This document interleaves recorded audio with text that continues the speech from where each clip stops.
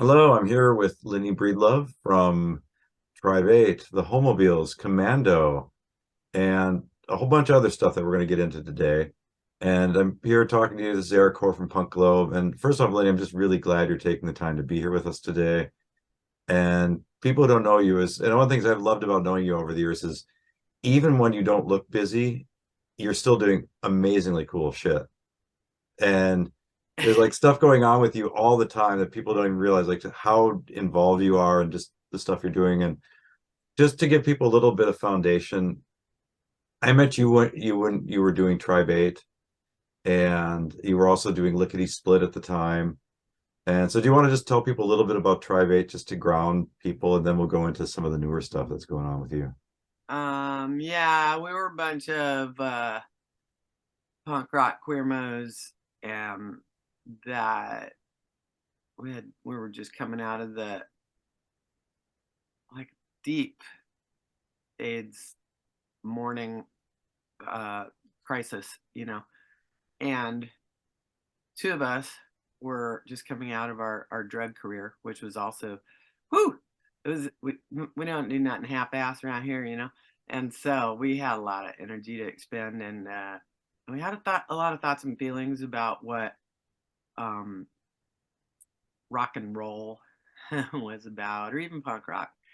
It was a lot of dudes doing a lot of things and saying a lot of things, and a lot of things have been done to us that we have participated in and voluntarily have put ourselves in some fixes. And so um, I feel like Tribe 8 was a healing catharsis for us and for anybody that came to our shows.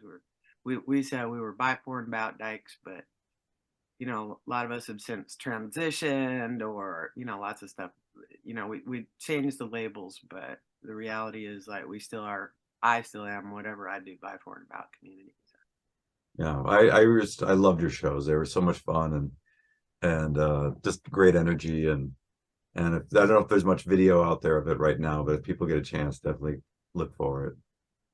Um, and Oh, the then other main thing to remember about Tribe 8 is that we were the third wave of feminism, and the second wavers had a real problem with us, and we were like, "In your face, Birkenstock babes, whatever." Um, and Birkenstocks are now all the rage, and we're like, "Wait, what? We fought against this," but yeah, we were a problem for the generation that of feminists that came before us, and we were like, "No, no, no, no, no, this is a whole new thing." We're like sex positive, um, you know, body positive, trans inclusive, like all this shit that they did not get, and some people have really decided to never get. But yeah, we've since moved on, as yeah, every generation does. and I just remember it was your shows. They were fun. They were liberating, and it was in your face in a way that just it was like waking up. Just felt Well, good. we were also like huge believers in making it funny. So we're like, when you wag your finger in someone's face, people stop listening. So you got to make it into a big joke, and then people are like more apt to pay attention to your message. So yeah. Yeah, it was definitely hard not to pay attention. What? It was So, definitely hard not to pay attention. yeah, we were good at getting attention. Still are. It was a lot of fun. Um, and then, I know you were doing Lickety Split at the time, and then after Tribe 8, you got into some writing at the time, but isn't that kind of where you were heading from there, or? Well, I was doing all of it simultaneously. I started uh I got sober in January 1st, 1990. I started Tribe 8 months later. I started Lickety Split a year and a half after I got sober. And then I ended up in a Kathy Acker class with Anna Joy one day at Edinburgh Castle. And suddenly I was writing Godspeed, which was my first novel, which was autobiographical. So that was all happening within the first 3 years that I got sober. Yeah. Nothing happened before that. Seriously, nothing worth mentioning. Uh, Got a lot to catch up on real fast. and then Lickety Split was like a bike messenger agency, right? It was Yes, it was.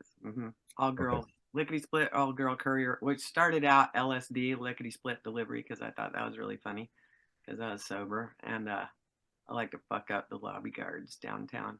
They'd be like, "What's your company?" I'd be LSD. They'd be like, "You're bullshitting." I'm like, I'm not. No. But it was fun. It was all our clients were women owned, queer stuff, like battered women's shelters, like whatever, the gay center and the gay papers that were in the Castro and all that. So, um, AIDS related charity organizations and all that kind of thing. So I really love riding my bike, but I just didn't want to deliver packages for multinational corporations of questionable intent anymore. And I was like, we'll just make it happen our way. So I don't know. Everybody was in. It was a win-win for everyone. That's really cool. Well, let's kind of fast forward. Is anybody, I mean, you've been through so much in the last few years, and I've been, watching the journey, and I have to say, just the way you've taken care of yourself and the way you've shown up has just been amazing, and also just really humbling. I mean, just your strength, and and I know you talked a little bit before we started the call about you're writing a memoir. Do you want to talk about that at all, or? Yeah. Well, I started writing what I thought was going to be the book, which is kind of how I feel like books get written. They kind of write themselves. They have their own characters, their own trajectories, their own plot twists and turns and shit. When I started writing, I was living half the time in Paris, and I don't know, I was drinking a lot of espresso. I was up on the seventh floor, and I was just like typing away, and it was a lot about my mom's growing up in Nazi Germany, and then then communist Germany, then coming over here, and then going like, oh, all the governments are the same, fuck it, and like how that turned me into an American anarchist queer. But then my mom had a stroke, and then I was like, shit, okay. So then I started Homobiles the Ride Service, and then I was writing a whole bunch of other stories about what it was like to deal with your parent who was totally hilarious, kind of badass, and is suddenly really pissed off and can't move, and you're in charge. That was a whole other adventure all of a sudden. So that was a sharp turn at Albuquerque. Plus, the other parallel story that was happening was me driving drag queens and gay guys around in San Francisco and trans people. And it was like this nightlife thing that exploded, and we started the rideshare industry like we invented it. And then somewhere along the line there, about 3-4 years in, Lyft and Uber started to go, well, actually, it was about 3 years in. They were like, oh, wait a minute. Queers have money? Wait, I mean, okay. So we could, okay. So then they left us in the dust. We never did get an app, and we don't give a fuck because we're just still here for community. But anyway, that was a whole thing. Then, right when I thought that, I was like, okay, that's the story, and I'm going to do that. I'm going to relax a little, be in love. I just thought I just met the love of my life, which I did, and that was cute, and that was fine. But then my dad got murdered by my stepbrother, who also murdered his mom at the same time. So that was fucking, well, obviously, it was just like punch in the side of the head that I didn't see coming at all. And then that became the new story. So I don't know. You can imagine I've started and restarted this book and edited this book and added to this book. And I don't know if at this point it's just a fucking Harry Potter series about fucking punk rockers and how to live your life and how to keep living. But I think we'll see. I'm probably going to have to ask for some help organizing it, editing it. And maybe it's a trilogy. I don't fucking know. But yeah, that's the book right now. Yeah, I know I've been just even following your post on social media and stuff is it's been so touching and moving, and also just the depth of your spirituality really comes through in what you write. There's a centeredness and authenticity to it, And there's like a real thread of, just a real thread of love and compassion that touched me at a really profound level. I feel like at this point, like, really the gnarliest shit in the world happens. I anyway, do not have any choice but to go there. And I also have felt most of my life, my career, whatever, especially in writing and performing, has been about translating whatever the scary part is about spirituality for most of the punks and queers and people of color and everybody that I know that's been hurt by organized religion.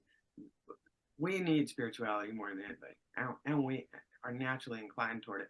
But you got to watch out. You can't use words like God or anything because people are run for the hills. No, that's been used against me, so no. And so, yeah, my whole job has been just using actual experience and actual, like, okay, this happens. Well, then this is what you do. Oh, that happens. Okay, this is a thing you can do. Here's an option. Here's a door. You know, and I feel like, yeah, that's been my job. Just leave a trail of breadcrumbs for all the traumatized baby chickens to function, because we live in a hostile world and you can get all bogged down in that, and you certainly do have to resist it and fight it and like deal with it, but also we have a personal inner life to lead. And I feel like the first order of the day is be happy, joyous, and fucking free. And if I'm too bogged down in, wow, what other people are doing and they're doing it wrong, or I did it wrong, or it's fucking all this judgment bullshit and upset and getting stuck and bad shit that happens, we're fucking ourselves. So that's why I'm in two bands right now, and writing a book and fucking running Homo Bills. I'm like, oh shit, I need to be a service. I need to be creating. I need to have time to myself, talk to the fucking birds, and ride my bike, go to shows. People are always like, hey, you want to go to the show? I got a ticket to Iggy Pop. I'm like, fuck yeah, I got a ticket. So I'm like, okay, well, I got fucking 6 tickets to L7. Who's going? So I just bring all my friends and give back to the community. And yeah, in the meanwhile, just go to all the other shows where it's like really our people, our friends, like um, just hang out with our pals at the smaller shows. Doesn't need to be stadium rock every time. But whatever, and stop being so judgy about, like, oh, I don't get to go to this band because this band is too big and that guy did this and I'm shaming him. It's just like, am I gonna have fun at the fucking show? Yeah. If you don't like it, fuck off. That's where I'm at right Well, thank you. And and that brings us to the bands you're doing now, which is Homobiles, which has been that's been a really fun project for me to watch because I saw you when you started that band because we played together in the early evolution of it, and then we played together several times since. It's been really fun watching that group evolve. And I think you described it was kind of like they built the band around just your delivery. If is that now. Are you talking about the Homobiles? yeah. Yeah. Well, weirdly, I what my mom had just died, and I was like, you guys, I need a band, or I'm gonna fucking lose it. I'm gonna be sad and depressed and grief. I just can't right now with all that. Mm-mm. I gotta keep on. I gotta keep this shit moving. And so my pals were like, okay, we'll do that. And I was like, and actually, I cannot. I'm in no position to write songs like hilarious, early Tribe 8 shit where everything's a joke. All I can do is covers. And they were like, okay. So we decided that it was all about cars and babes because the Homobiles. And me and the other singer in the band was working at St. James, was the executive director at St. James Infirmary. So that was a clinic for San Francisco sex workers. And we decided, okay, I'm in charge of cars and you're doing St. James, I'm doing Homobile, so let's call it Songs About Cars and Babes. So we just looked up every cover we could that we liked that was about love or driving or both. And after we did that for about a year, I started to be able to write again. So, yeah. And now we branched out. We write about all kinds of shit. But it's for people like you've been touring a lot more. That's a fun band to see. Yeah, I guess. I don't know. I just feel like any band that I'm in is about jumping around and yelling and being however kind of way you want to be and encouraging everybody else to do the same, which is something that human beings have realized is a necessary thing to do since I feel like beginning of time. And unfortunately, I think a lot of people need that encouragement just to be themselves. Yeah, I mean, I think sometimes I don't get sports ball at all, and I'm like, why are they jumping around and yelling over stupid shit that's happening? Oh, it's the same thing we do, only they do it about some guys in jerseys throwing balls around. Okay, just need to jump around and yell, and about it could be about anything. I never thought of that. It's funny, guys. I don't like watching sports, but I love listening to people talk about sports because they're so passionate about it. Right. That's And I don't understand anything they're saying, but I enjoy the way they're just so into it. yeah. Well, my dad was a coach, so I I feel like me and my mom were both kind of like, what is he doing right now? Why is he so excited about it? But now I do get it because now I play. I'm in this little gang of queers, and it's called queer tennis, and we just go play tennis once a week. And I get it now because you jump around and yell, and you hit a ball around with your pals. And okay, so just be doing a thing, whatever the thing is. If it's jumping around, physical, and there's yelling and laughing and being stupid, you're doing it correctly. Well, I think it's also that was a space a lot of queer people were pushed out of back in the day too. Oh my god, yes. Um, and trans people are. It's like, why do they always have to work out the sports thing on the queer and trans body? So I don't get it. Where is he? Yeah, we're easy targets. I don't know. I don't know what. But I mean, and before that, it was like people of color. Yeah. So how many years did it take to for black athletes to make it, or brown athletes, or whoever? It was just like it's always been stupid. But whatever, we'll take whatever the playing field is. We'll take on the fight. What you want us to talk about? What you want us to do? What do you need us to prove? Yeah. Yeah. Well, it's yeah, it's a bizarre landscape out there right now, but there's always some weirdness, you Or know. very familiar. It is, and it's just it's sad because there's just a lot of frightened people, and like you say, it's easy targets. So Well, I think the gift of it is that there's so many. It's just a scatter shot of anybody. Like and my friends have this thing called ABCD, all but cis dudes. But it's like anybody that's like an immigrant, brown, black, trans, indigenous, like fucking queer, whatever, body sizes, shapes, whatever the fuck you want to pick, you're just gonna be like on that shit and cut people out. And it's all we need to do. I mean, they just mapped it out. All we need to do is link arms with everybody mhm. that's targeted right now, and we win. So I think the real hurdle is the same hurdle that's always existed is get over that divide and conquer shit that they set up as an illusion that we're somehow not all connected, and just be like, oh, you know what? The thing that we all have in common is they're after all of us, and I think we're getting that. I understand that. They're fucking doomed. Fascism's doomed. Fascism's really not in fashion anymore. Make racism bad. Make racism wrong again. That's my favorite neon fucking Ivy room. Make racism wrong again. And well, let's talk about the other band you're in now too. This one kind of blew my mind because I didn't even know you were working on this. And all of a sudden, something the world desperately needed, which was kind of a punk rock, drag, hip hop, metal supergroup called Commando pops up. and it blew my mind. I mean, it really, I'll be honest, like I remember the first video I saw was the one that you were doing. I forget the name of the song, but it was one that you sang about your ex-girlfriend. Oh, you mean Prince? The one, yeah, that one. Oh God, that was just the poetry and just everything. It was just beautiful. It was just a beautiful piece. And then the next one I saw, and I was expecting it to be kind of like, okay, this is the theme.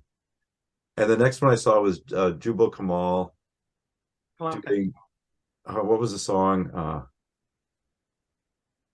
Forget the name of the song, but it just Hotel Essex? that was it. Yeah. Oh my God. I was crying at the end of that one. I mean, it was so moving. And but it was just it's such an interesting group. So tell me about that and like how did that get started? How did all these people come together and how do you keep such an interesting collection of ideas and stuff as a cohesive unit? Or is it cohesive? Does it just happen? Well, yeah, it is cohesive because the illusion of separation, the key word there is illusion. There is no separation, right? So I'm a big believer in the whole, hey, let's put on a show thing, you know. Um, I I mean, Andy is the drummer, and he had already started Commando as an idea, and they'd played a couple few shows with Krylon Superstar, um,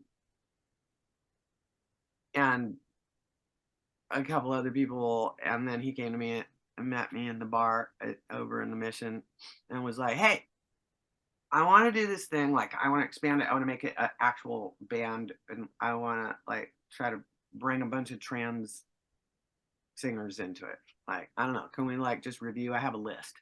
And I was like, yeah, well, I know this person, that person, this person, but you know who you haven't thought of is that person, this person, this person. And he was like, okay, well, do you want to contact them? I was like, sure. I was like, hey guys, so I called Juba, Honey, Mahogany. Krylon was already in because, you know, all they need to do is call her up and go like, do you want to still do stuff with us? And and Drew from Trap Girl, Drew Ariola Sands. And so and the musicians are these three dudes. Two of them are straight, cis, straight, white dudes, which I've never been in a band with straight, cis, white dudes before, but okay. I was like, they are the sweetest, kindest. They're the kind of men. They need to be modeling fucking how to be a dude to the rest of the world of straight, cis, white dudes. That's their job mainly, is besides being brilliant musicians. Um, but Andy, Travis, and Van, Andy's the drummer, they all went to these fancy like grad schools for music, and so they could play anything. They could play anything. They could play a fucking toy xylophone, and or they can play like thrash, or they can play like fucking classical, or just whatever. So they wanted to do this thing of new metal, but and the way Andy brought it was, it's like, actually, who has the right to rage? Not these white dudes, not Limp Biscuit, not this Woodstock 99 bullshit. It's us. We got something to bitch about. We have a right, and we need to take ownership of this style of music that is about raw and yelling.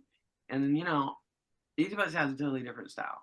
Mhm. Honey, I saw her sing, do a Billie Holiday cover at the Stud, which was Strange Fruit, um, with flower in her hair and a gown and everything. And she's one of the few uh, performers that I know, that drag performers in San Francisco, that actually sings and doesn't lip sync, or at Mhm. the time anyway.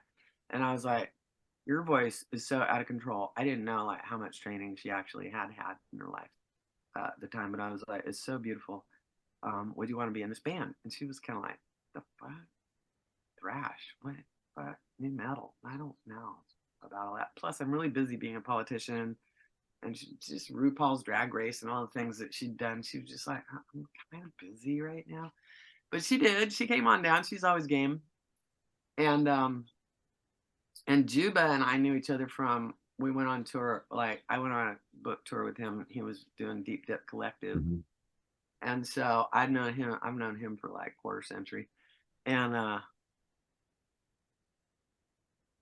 Drew, I knew Drew because the Homobiles would play with Trap Girl, and she's just like fucking powerhouse. I saw her playing in LA at the Smell, and this fucking catchphrase she just yells out. I heard her out the side of my ear. I was like, what? She said, if anybody ever asks you who runs LA, tell them she's trans, Latina, and fat.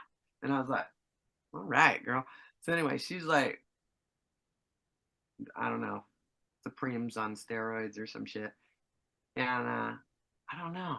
And then Krylon is a crazy like mini implosion of like punk rock. Like her band is Double Duchess.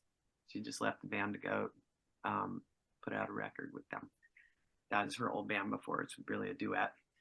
But anyway, you can't like fucking miss. There's nothing to worry about. It's just like try bait. It's like you take 5 different people or 10 different people or however many different people. Everybody brings what they fucking bring, and you fucking learn how to make it fucking work. You know, you go, you just pay attention. What's that guy doing? Oh, what's she doing? Okay, blend in there. Oh, where are you gonna come in here? Oh, she just made a space for you to do a little like thing right there. Okay, do that. How many progressions is it? Okay, what's the beat? I mean, it's really not hard, and it's just a metaphor for how to do life, how to do community, how to show up for anything. Really, it's just like you pay attention. You're in awareness. You're in acceptance of what it is, and then you take action, and then it just falls into place. It's really not that hard. If I'm like, oh, it's got to be my way, I mean, yeah, you're not doing it my way and all that, then start resisting, and then you got problems. If you just relax into it, it's all good.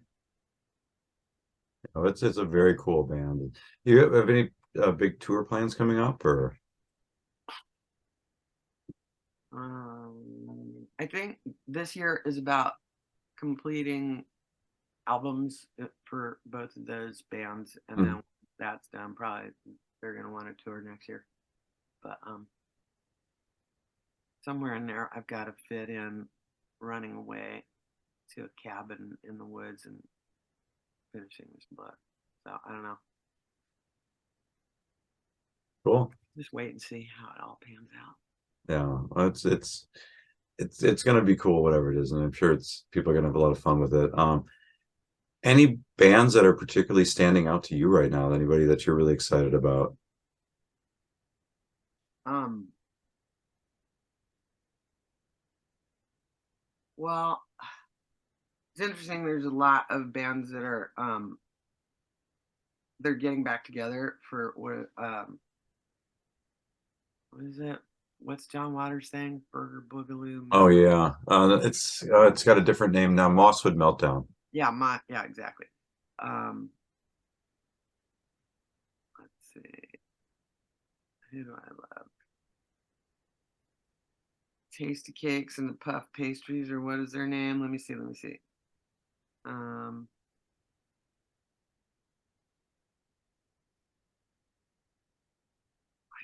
I think I'm getting this wrong. Um, I can't remember their name right now. But I'm losing my ability to name things. All right. I woke up in the middle of the night. I was like, "You're losing brain cells. You must write all the things now." Okay, just chill out. Who cares? Um, there's so many bands that like starting to name them, I feel like I would just be leaving people out. But what I say to the world is it doesn't fucking matter what you know how to do or if you know how to do anything. Just pick up an instrument that calls you and then bang on it or blow on it or yell into it or whatever the thing is, and make some noise. Give it a name, and yeah, that's punk rock. And keep that going. Do it. We all got Well, jobs, and the thing is called create. Just create.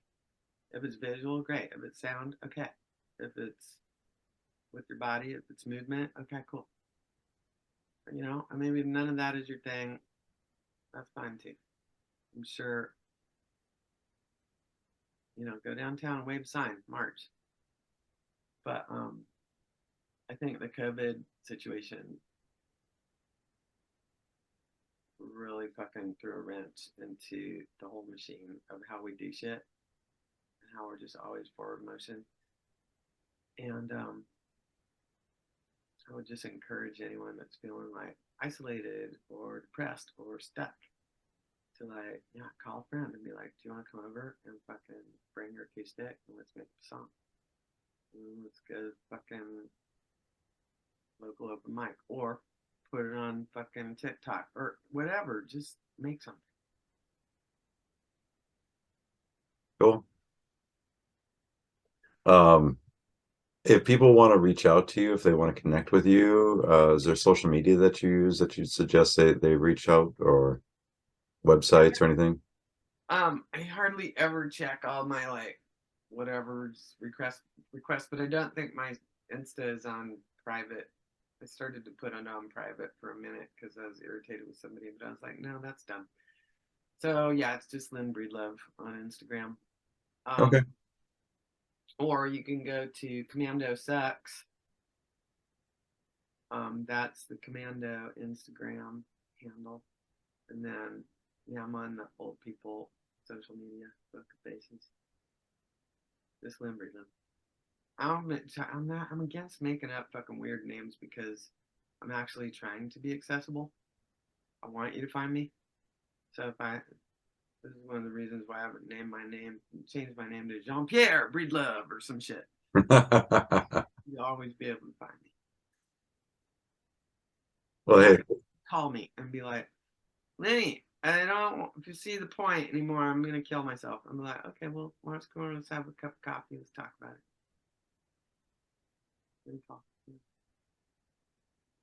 Because like I think the main thing that I have to offer is that I got through the gnarliest shit in the world, and I managed to not kill myself or anyone else, or drink, or shoot drugs over it. So I'm not saying that it's the gnarliest shit that anybody's been through, but it's definitely the gnarliest shit that I've been through. And I do feel like, as much as people hate this, I do feel like what doesn't kill me makes me stronger. So I feel like there's a way through there, especially as punks. Like, fucking yeah. All right. You ain't stopping me, motherfucker. cool. Hey, thank you so much. I'm so glad we got to hang out today and talk, and um, it's always a pleasure. So I'm gonna